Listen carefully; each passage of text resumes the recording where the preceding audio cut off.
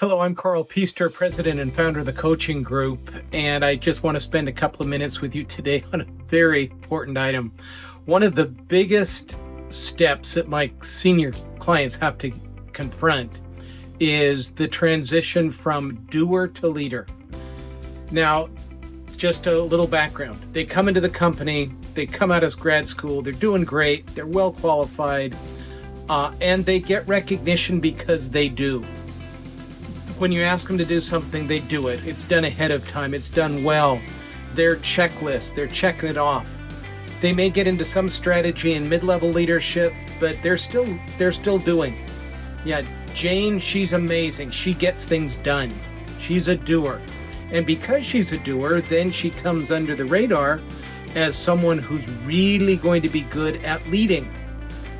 People never pull Jane aside and say, Jane is a leader. You no longer do. You influence, guide, and mentor others to do, and you're dealing now with people, and people are not a to-do list. And I see executive after executive just run into the wall on this one because their whole persona is around doing. And it's one of the biggest steps. I remember one executive that I was working with, a genius lady, just amazing. And I remember her CEO pulled me in and said, Carl, you've got to help Jane, obviously not a real name. You've got to help Jane do less. I don't want her doing, I want her leading. And when I ran that by Jane, it was deer in the headlights. It was, well, what do I do if I'm not doing?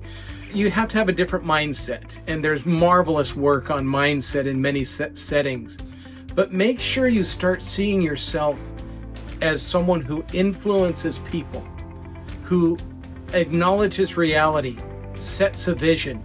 That's as much doing as any checklist, because unless you do that, the people that are still doing the daily actions that bring a corporation success or an organization, they're not going to do what they need to do unless they're led by you, who is now an influencer.